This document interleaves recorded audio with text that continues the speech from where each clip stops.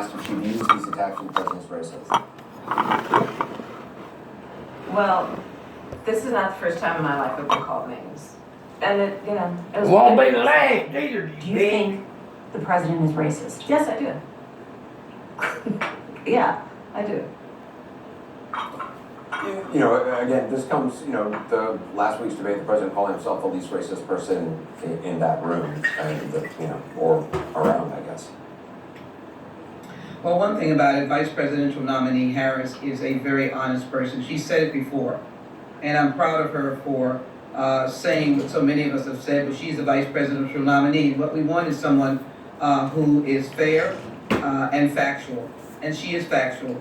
He is racist, and there are too many listings of action.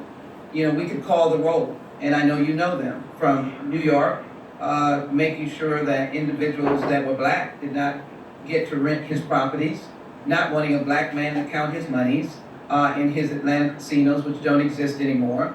Then as well to name, I was on a virtual with the African community, African Americans, and I mean African Americans from Africa. And they know that he called their continent S-hole countries.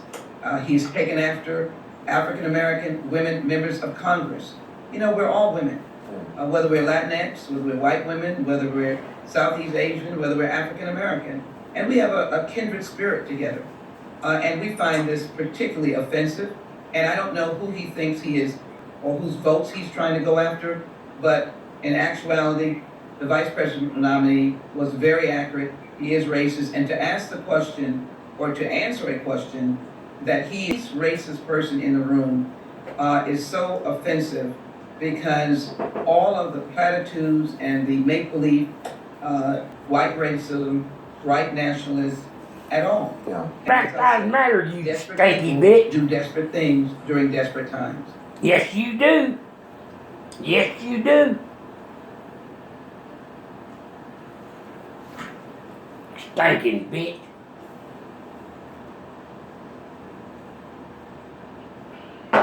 God damn, I hate to put up that crap. But I have to. So I will. I won't, bitch.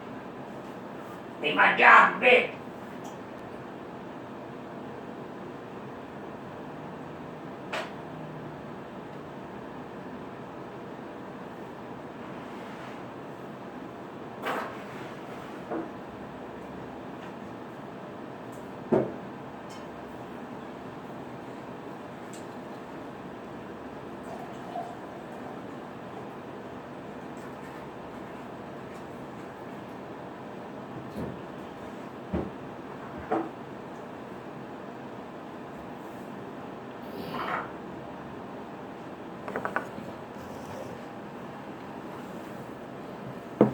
Sure ain't. It's not my job, bitch.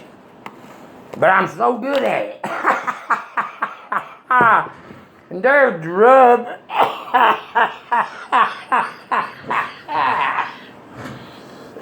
It's right.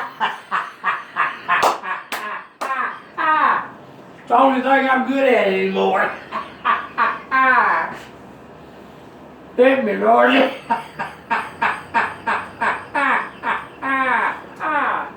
Knock a minute. Yeah, come in, please. Come in, have a seat, darling. I can. I've got cooking over there. Let me turn this down so I can hear you, darling. Chinatown without any What'd you do? concern You whatsoever moved for her stuff personal around, huh? safety. Yeah, Nancy Pelosi's face. I'm working on I'm writing a book and I got all this stuff. Is your last name Heading? Heading. There's something from up on. Sit down, let me fix you a cup of coffee. Oh no, I've had more coffee and 2 hot chocolates. Well, you can sit down, can't you? And talk to me a while. I'm interviewing different folks. Oh, okay. Yeah, that's okay. But anyway, Okay. there's something up on the bulletin board, and I noticed it the other day, and I meant to come over and ask. Oh, I put that up there as some Kroger coupons, Oh, well, people won't know. So. and I don't use them. Yeah. Well, somebody will tear it down, Do Greg. you eat noodles? Yeah, 1 pound of noodles. You want them? sure. Okay, I'll bring them later to you. Okay, I darling. told my son to buy me 2 small bags. He bought me 2 1-pounders. Noodles? Mm-hmm. Lord, you never eat 2 pounds of noodles, will you? No, only time I use noodles is if I'm gonna put a little clams in there and a little shrimp and make me some kind of fish chowder, you know? Yeah.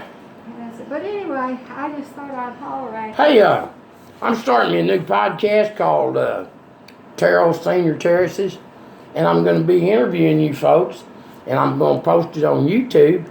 And if you want to do an interview, and you know, you can send it to your children or your grandchildren or whatever, they can watch it on YouTube. It'll be fun. Yeah. If it's not, you don't have to let me send it. You I know, wish I we'll hadn't work got on my it together. I wish I hadn't got rid of my VCR. Yeah. Yeah. Well, I have my story. My daughter made it of my life for my birthday. Mhm. And it shows my mother and daddy and my birth certificates and all that. yeah. And all of a lot of the honors in high school and, you know, different things. Well, come sit down and tell me about all this now, girl. Because I'm trying to figure out how I want to do this. Oh, And your input would be greatly appreciated. well, let me see. I'm not used to doing much of anything but being an editor of a magazine. Well, hey, I can It was use just all a- the experience I can It's get. just agency magazine. Let me turn this around so we can. I'm going to scoot over here by you if that's all right. Oh, God. We're in the mask-free zone if you'd like to unmask. I do not have COVID. I have not been in Okay. contact I'm with so used to anybody. it. I got it. If you wear one like this and they slip, Hmm? you know how to keep it from slipping? How? You take shaving cream and put it on the inside of it. You know, I never would have thought of that. Somebody told me. uh, I said, asked her, I said, you got that patent? And she said, no. I said, you know, I said, for years when I put my garbage can, my trash in my garbage can, I had a rubber, just elastic type. Yeah. I said, no, they're selling them for $5 a piece. yeah. Hey, Mary Jo, introduce yourself, darling. You are Mary Jo Limoges. Limoges. How do you spell it? Oh, here we go. It's on her cap. Limoges. Mary Jo Limoges. She's my neighbor from across the parking lot, and she's my very good friend, and she's been truly sweet to me ever since I moved into my home here, and I appreciate her so much. And Mary Jo, where are you from, sweetheart? I was born in Dallas, Texas. Born in Dallas. Me, well, I was born in Grand Saline, but I lived most of my adult life in I was born Dallas. in. So we're both Dallas. I'll natives. have a birthday pretty soon, When is that?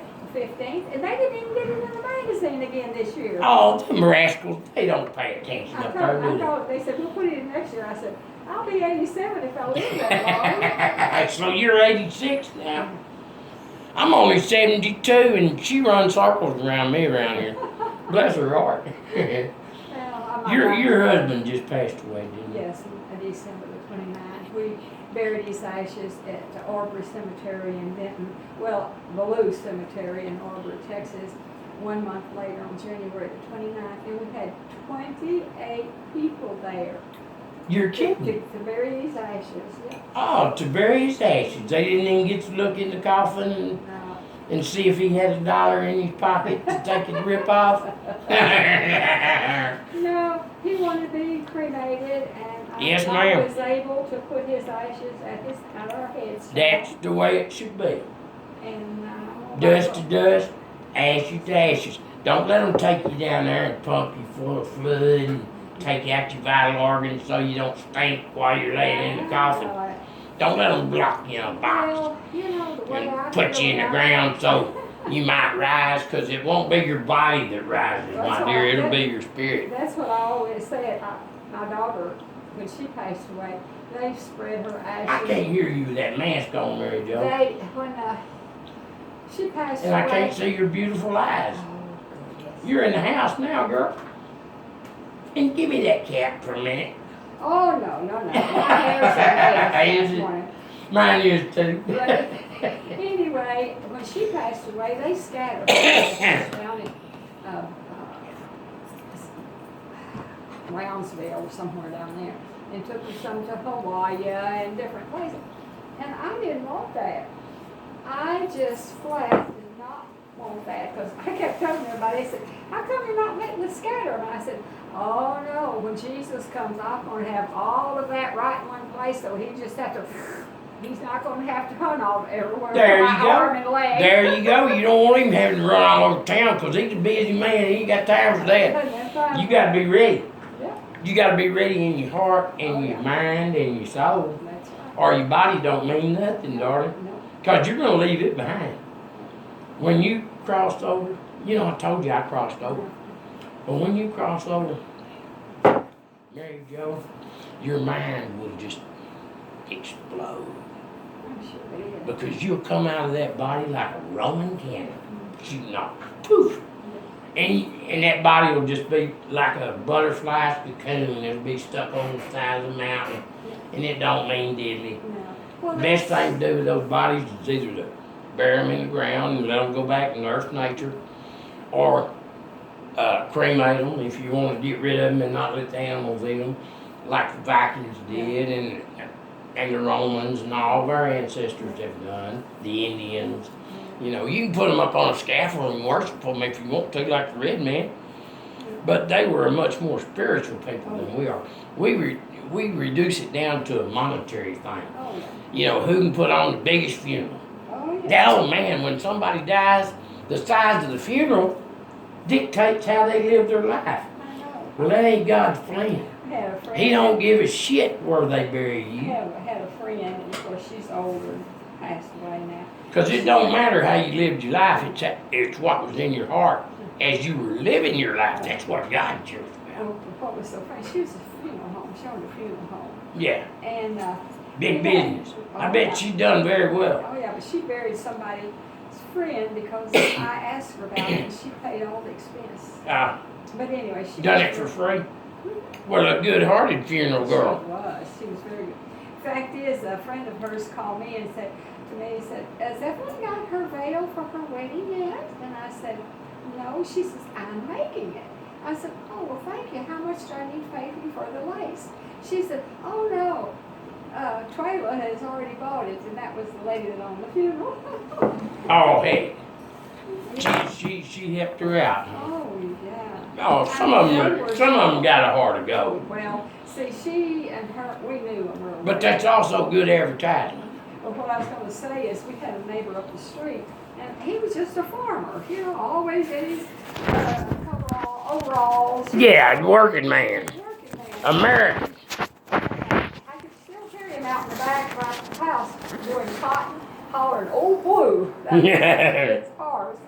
But anyway, when he passed away, they wanted to put this suit on him and all of that, and she flat refused. Well, I don't blame him. She said, "No, Hiram lived a simple life. Hiram's going to be buried." He didn't wear a suit every day, and he don't need to be buried anymore. They ain't putting on no goddamn show or saying goodbye to a loved one. And she told him, "Go home and get his overalls." Mary Jo, when my mama passed away about 10 years ago, I told